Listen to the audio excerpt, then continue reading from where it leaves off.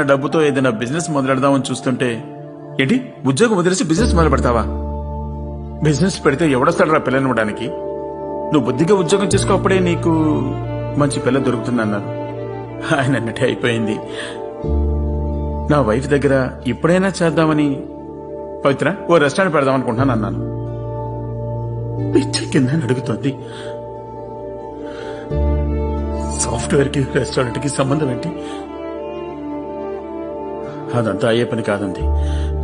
నేనెప్పుడు business topic మొదలు పెట్టినా సరే ఇంట్లో వాళ్ళందరూ ఒకటై, వీడి చేతిలో డబ్బునందుకే కదా బిజినెస్ బిజినెస్ అని అంటున్నాడు, నువ్వు ఇమీడియట్ గా ఓ ఇల్లు కొను, అప్పుడే నలుగురు మనల్ని గౌరవిస్తారని చెప్పి నా దగ్గరున్న డబ్బు మొత్తం పెట్టి ఇన్షియల్ పేమెంట్ కట్టించి ఒక ఇల్లు కొనిపించారు.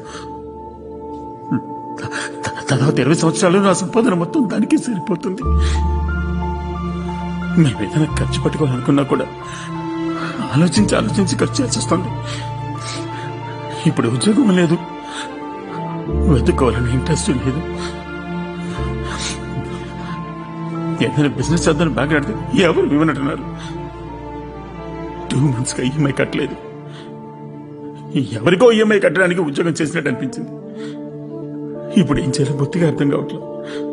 ఇక మీద ఇదే మన లైఫ్ అని నిర్ణయించుకుని అడాప్ట్ చేసుకొని ఏదో ఒక పనికి వెళ్లి ప్రతి నెల ఈఎంఐ కట్టుకుంటూ ఉన్నంత కాలం బతికేయడమా, లేక ఏం జరిగినా పర్వాలేదు మనకు నచ్చినట్టుగా బతకాలని బతికేయడమా?